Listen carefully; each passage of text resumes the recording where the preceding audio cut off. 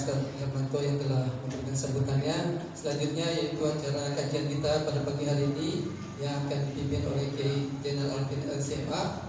Begitu sebelum kita mulai, mari kita niatkan kita untuk belajar thalabul ilmi sebagai upaya kita meningkatkan keimanan dan ketakwaan kita sekaligus pemahaman kita terhadap agama Islam.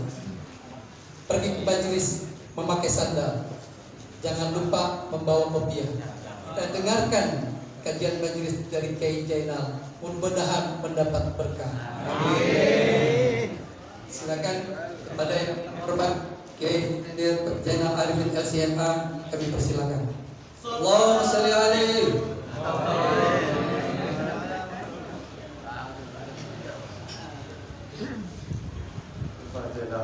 Nabi Muhammad sallallahu alaihi wasallam.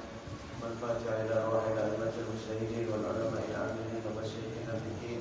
Allah ya'li darajatihim fil jannah wa yarfa'una bi barakatihim wa asrarihim wa anwarihim wa ulumihim wa nafa'atihim fid din wal dunya wal akhirah.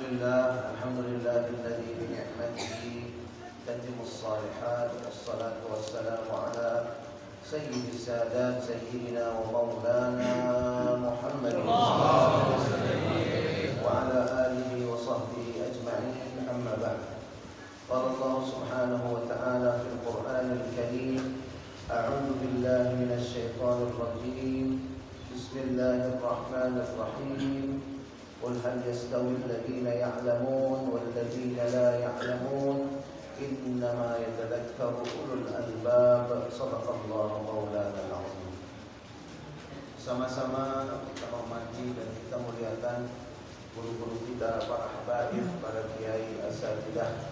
Kita doakan guru-guru kita selalu dalam lindungan Allah. Sama-sama kita hormati Ketua DMI Kecamatan Pasarbo, yaitu Al-Ustaz Riansyah. Fatahanallahu fil hayatin wa nafa'ana bi'ulumin fid dharain amin ya rabbal alamin. Dan juga Al-Ustaz Rahimin, fatahanallahu fil hayatin wa nafa'ana bi'ulumin fid dharain. Kemudian juga Ketua DMI Ranting Kecamatan Pasarbo beserta jajarannya. Kemudian para ketua DKM Masjid dan Mushola Kecamatan Pasarbo, dan mobil khusus Bapak Hermanto selaku Ketua DKM Masjid istiqomah. Mudah-mudahan yang ikhlas ngurus masjid, urusannya diberesin sama Allah. Yang ngurus rumah Allah, pastilah orang-orang yang akan diistimewakan oleh Allah Subhanahu wa ta'ala. Alhamdulillah pada bulan ini kita bisa berkumpul kembali mengaji taklim khusus membahas kitab I'lamus Sajid bi Ahkam Al-Masajid. Mudah-mudahan pengelolaan kita di masjid bukan hanya fokus pada aspek manajemen saja, tetapi juga sudah sesuai dengan tuntunan dari baginda Nabi Muhammad SAW. Ini suara saya jelas ya? Jelas. Kita lanjutkan pembahasan kitab I'lamus Sajid bi Ahkam Al-Masajid. Yang pertama, bab yang ingin saya sampaikan secara singkat, yukrahu zukhrufatuha, dimakruhkan untuk menghias masjid. Dalam Sunan Abu Dawud dan Ibnu Abbas, baginda Nabi Muhammad SAW seperti yang diriwayatkan oleh Abdullah bin Abbas bersabda, la taqumus sa'ah hatta yatabahan nasu fil masajid. Dan hadis ini juga diriwayatkan dari Anas bin Malik.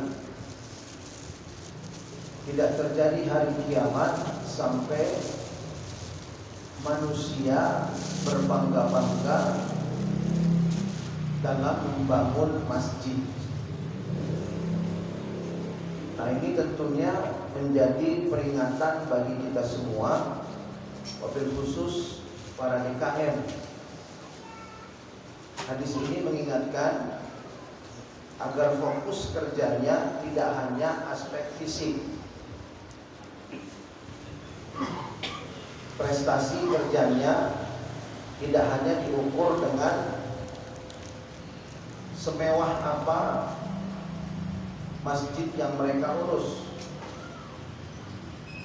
karena justru baginda Nabi mengaitkan hal ini dengan salah satu tanda dekatnya akhir zaman.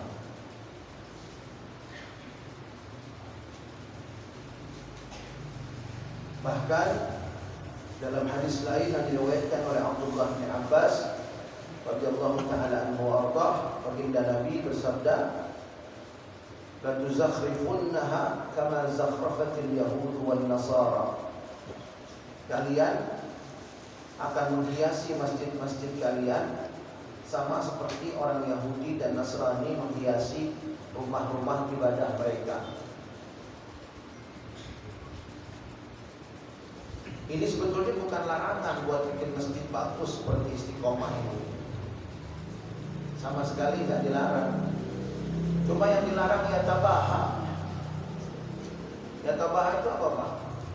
Yatafakhar, bangga. Masjid saya mewah, hebat kan? Nah, itu yang dilarang. Itu yang dilarang. Masjidnya mewah, itu yang dibanggain.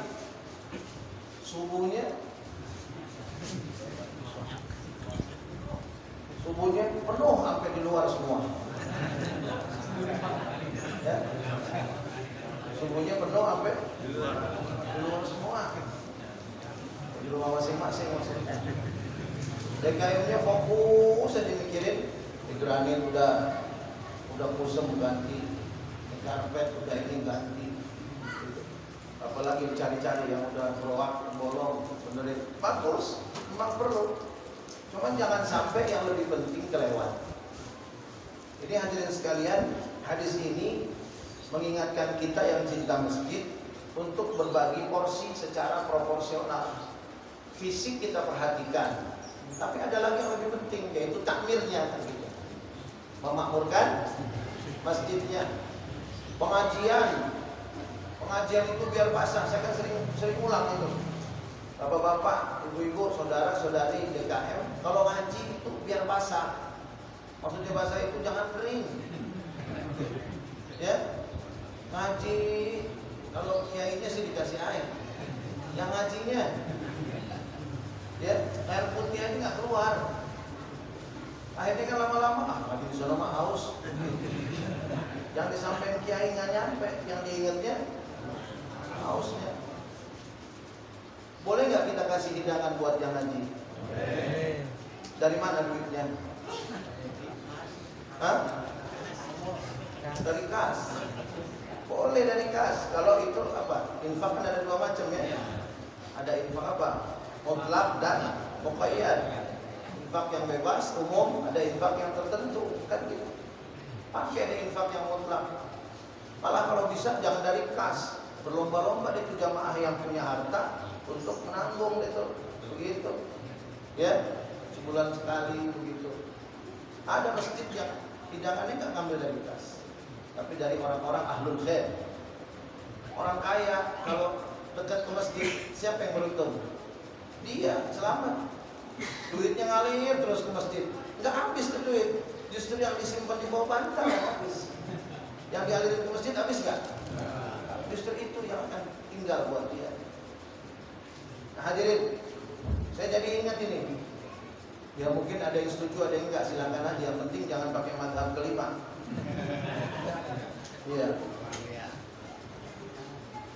Saya suka dengar ada ibu-ibu, bapak-bapak tur ke Masjid Al-Jabbar. Ada nggak? Atau ke masjid apa lagi? Kubah Emas. Mana lagi? Masjid At-Tauhir. Terus saya tanya, Bapak Ibu ke sana mau ngapain?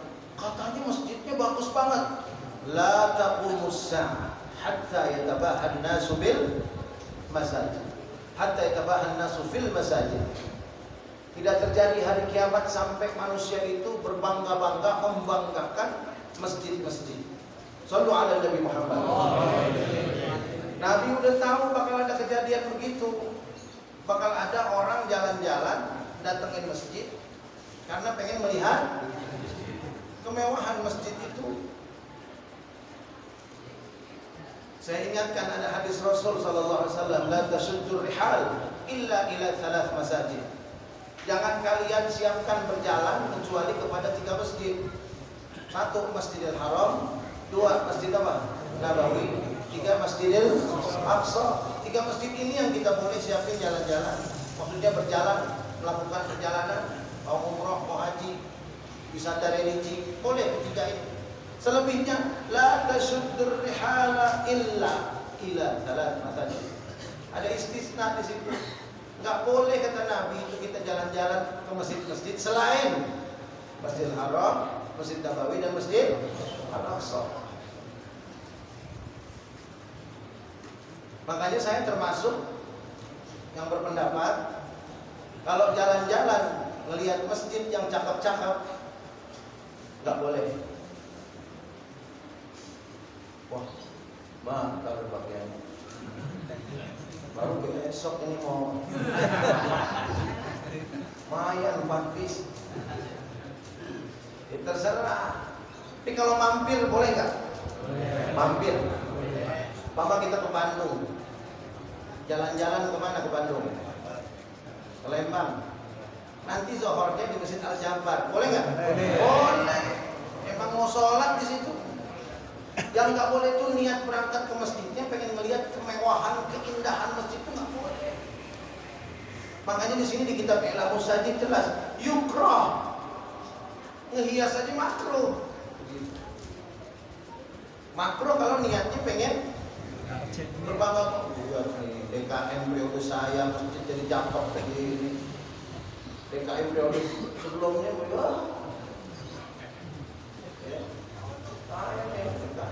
begitu itu nggak boleh hadirin sekalian. Ya, kira-kira bisa dipahami? Kira-kira nggak diuntur nggak ke Al-Jabar? Nggak jadi. Nggak jadi nih. Batal ya, batal. Batal. Ganti. Jangan dibatalin berangkatnya. Tetap. Jalan-jalan ke Lembang. Jangan disebutin yang lain. Ntar di rundownnya mampir di. Tapi Allah Maha tahu. Walaupun rundown begitu, sebetulnya saya mah pengen sama aja. Nggak boleh hadirin. Betul-betul nggak boleh. Rumah Allah ini istimewa. Datang ke rumah Allah bukan karena keindahannya. Datang ke rumah Allah mau bagus, mau jelek, tapi kita datang ke rumah Allah karena kita pengen dekat dengan pemilik rumah itu, yaitu Allah Subhanahu. Itu yang maksudnya begitu.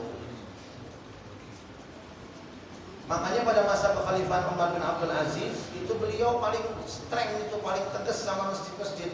Kalau ada bangun masjid mewah dikit ditegur. Kenapa kamu bangun begini bagus? Ada hiasan segala macam. Terus yang DKM-nya jawab, supaya masjid tidak dihinakan oleh Amirul Mukminin. Terusin.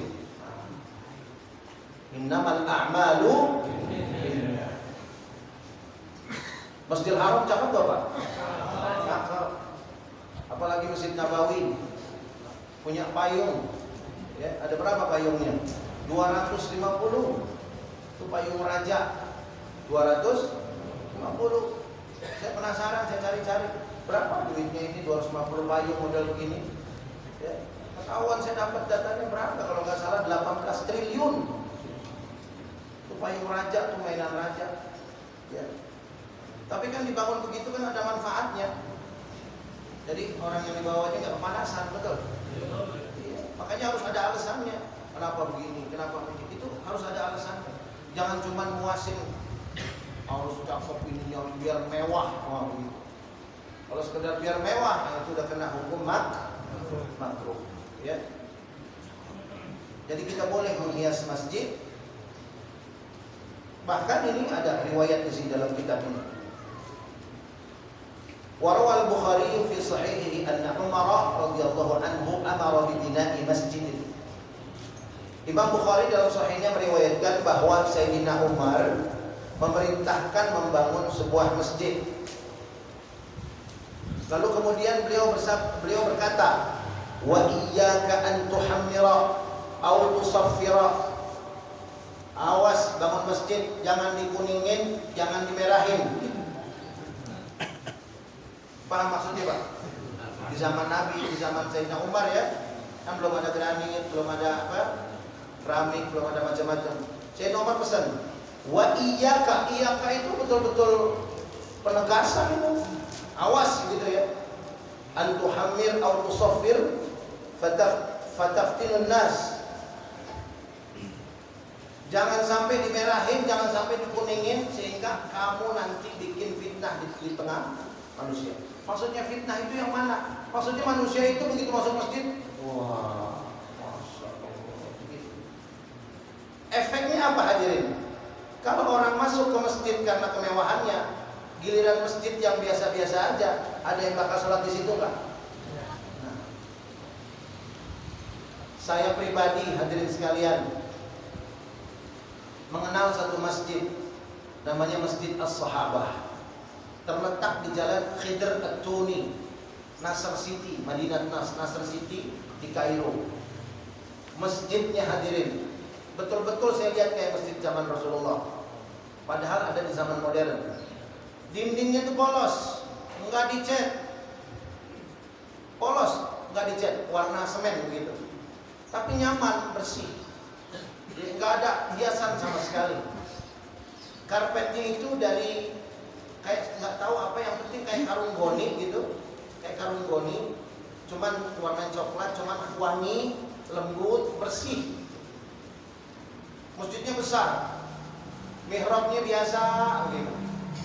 Tapi waktu terjadi krisis moneter di Indonesia, kan dolar 20.000, $1 20.000. Orang tua mahasiswa biasa ngirim 2 juta buat setahun. Karena waktu itu dolar masih 2.000. 2 juta dapat $1.000. $1.000 cukup setahun. Begitu krisis moneter tahun 93-94 itu, ya, 98 krisis moneter. Itu dolar jadi 20.000, 2 juta cuma dapat $100. Cukup buat 2 bulan. Akhirnya mahasiswa di sana itu luar biasa kepengaruh kehidupannya.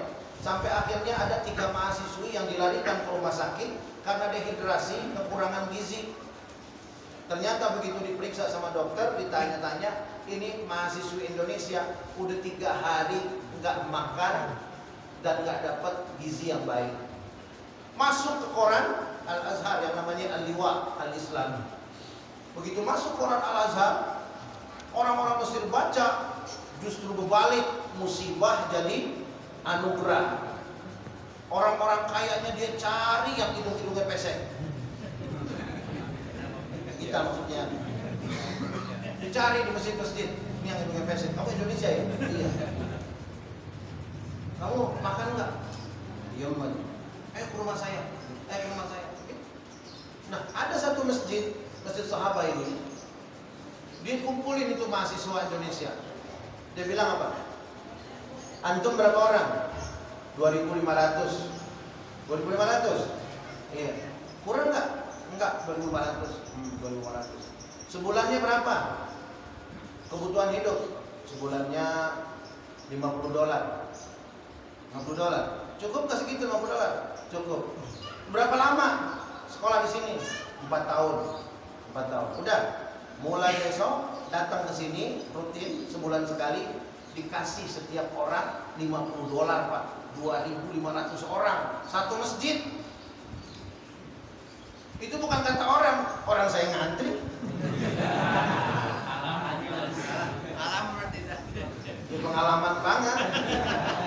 Kalau mau cerita waktu itu, ya kita nggak punya duit nih. Saya terus terang aja cerita. Makanya kita nggak punya duit.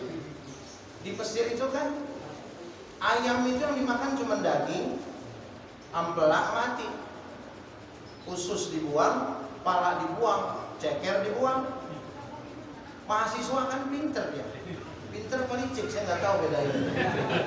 Beda dikit. Nggak punya duit. Saya ingat banget di rumah itu cuma punya minyak goreng, beras, sama garam. Udah, kita puter otak, duit udah nggak ada, udah habis. Belum ada sumbangan-sumbangan begitu belum. Akhirnya kita dapat ide, datang ke tukang ayam. Tukang ayam minta apa? Minta usus, minta ceker, minta pala. Amu kan manggilnya amu. Amu itu usus ada nggak? Oh ada. Mau berapa kilo? Ada. Ya yang ada aja. Ceker ada nggak ceker? Oh ada ceker ada. Pala ada, bawa aja semua. Emang kucingnya berapa banyak?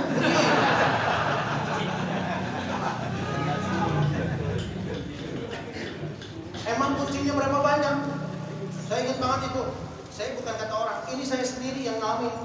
Saya bawa usus, bawa ceker begitu, bawa pala ya, kita sop pagi goreng ceker, sore rebus ceker, siang goreng usus. Itu aja antara pala ceker terus. Alhamdulillah lulus juga ujian. Saya pikir otak jadi turun gitu, yang berikut kayak usus. Otak ayam enggak, alhamdulillah Allah kasih sehat. Tuh hadirin sekalian, yang ingin saya sampaikan bukan ceker usus palanya ya. Masjidnya itu tuh. Masjidnya itu. Saya baru tahu bahwa masjid itu, akhirnya saya tanya sama DKM-nya. Berapa emang kasnya, kok berani banget? 2.500 orang kali $50 sebulan. Berapa Pak? Hitung dah tuh. Ya. Yang saya pikir itu, makanya Masya Allah, bab ini penting banget ini. Ya. Kata dia apa coba? Kas kami ghairu mahdud. Kas kita tidak terbatas. Begitu ngomong. Kas kita tidak terbatas. Masya Allah. Ternyata saya tanya. Ternyata dana segitu banyak itu dari zakat mal. Zakat mal jamaahnya. Mereka bangun klinik, ada romsennya. Bukan klinik doang, klinik ada romsen. Berarti kan ada dokter spesialis radiologi segala macam. Mereka bangun klinik, kalau umat Islam yang berobat nggak mampu gratis. Saya aja ngantri dapat bantuan syaratnya cuma kartu mahasiswa 1. Terus tambahan syarat 2, enggak merokok. Yang rokok batal. Iya, yang rokok batal. Yang ketiga, sholat berjamaah 5 waktu. Syaratnya cuma 2, enggak macam-macam. Mereka punya kas yang tidak terbatas. Dari mana? Ternyata zakat malnya maksimal betul. Bahkan hadirin sekalian itu, masya Allah, bukan pandemi, krisis moneter itu musibah jadi anugerah. Angka pernikahan mahasiswa-mahasiswi melesat. Kenapa? Karena ada satu lembaga namanya Al-Jam'iyah Asy-Syar'iyyah lil Muta'amilina bil Qur'ani was Sunnah, itu mengumumkan yang mau nikah maharnya ditanggung, terus 6 bulan pertama flatnya atau rumah kontrakannya dijamin, walimahnya ditanggung. Yuk pada nikah mahasiswa. Yang nggak kepikiran itu. Hari kita kondangan. Mahar ditanggung, walimah ditanggung, 6 bulan ditanggung. Saya tanya itu jamiah apa? Ternyata masjid juga. Shallu ala Nabi Muhammad. Oh hadirin sekalian. Nah makanya realitas seperti itu di Mesir. Kemudian yang saya sampaikan dalam kitab I'lamus Sajid, sebetulnya ini efeknya. Kalau masjid-masjid tidak terlalu fokus pada fisik, tapi kemudian pada takmirnya, maka dana itu akan meluap keluar. Jangan sampai cuma berputar di granit, ya, tapi berputar keluar, terasa oleh jamaah. Kalau nggak salah DMI sekarang slogannya apa? Memakmurkan masjid dan dimakmurkan masjid, kan begitu slogan. Dimakmurkan masjid. Nah ini tuh hadirin sekalian ya. Ini dalam kitab I'lamus Sajid Ahkamul Masajid. Jadi boleh nggak hias masjid? Boleh. Dengan niat supaya tempatnya nyaman. Dengan niat supaya tempat itu tidak diremehkan, tidak dihinakan. Tapi kalau udah mulai ada niat berbangga-bangga, apalagi berlomba dengan masjid sebelah, nah itu baru maksud hukumnya Sampai sini kira-kira jelas, Pak? Dan saya berkali-kali ingetin DKM, biar kita ini masuk surganya cepat, kas jangan sampai lebih dari 20-30 juta. Ya, ada nggak di sini masjid yang kasnya sampai 70 juta? Hah? Ada. Rapat habis ini pulang.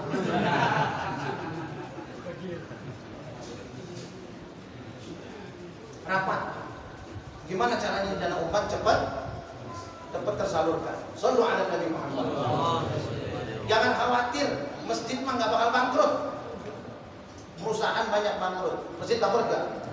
Pandemi, masjid bangkrut nggak? Enggak.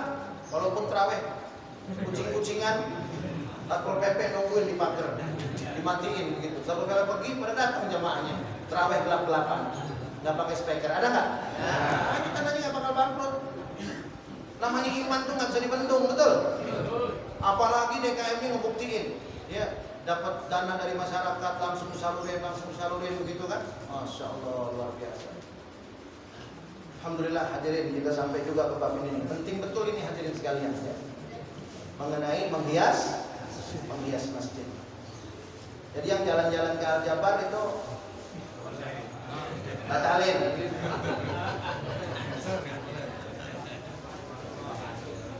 Mampir doang. Saya sampai sekarang nggak pengen ke Al-Jabar sih. Sedikit juga nggak pengen. Ntar ada berita masjid bagus di mana, nggak pengen saya. Pengennya saya ke Masjidil Haram. Pengennya saya umroh, pengennya saya haji, betul nggak? Bukan berarti salah masjid dibagusin, ya. Cuman kita nih yang ngunjungin jangan sampai niatnya pengen, wah hebat bener kok masjid Al-Jabar itu indah banget. Cuman bawa pulang itu doang indah. Begitu ngeliat musola di samping rumahnya, ya begini males sholat tuh. Betul nggak? Ntar macam-macam. Kasih dikorupsi sama DKM, wah lebih dosa lagi, baru pulang dari masjid. Baik. Kemudian hadirin sekalian, bab berikutnya. Qila inna wada'as sajjadati fil masjid bid'atun. Ada yang berpendapat bahwa meletakkan sajadah itu artinya karpet kalau sekarang. Ada yang mengatakan bahwa meletakkan karpet di masjid itu bid'ah.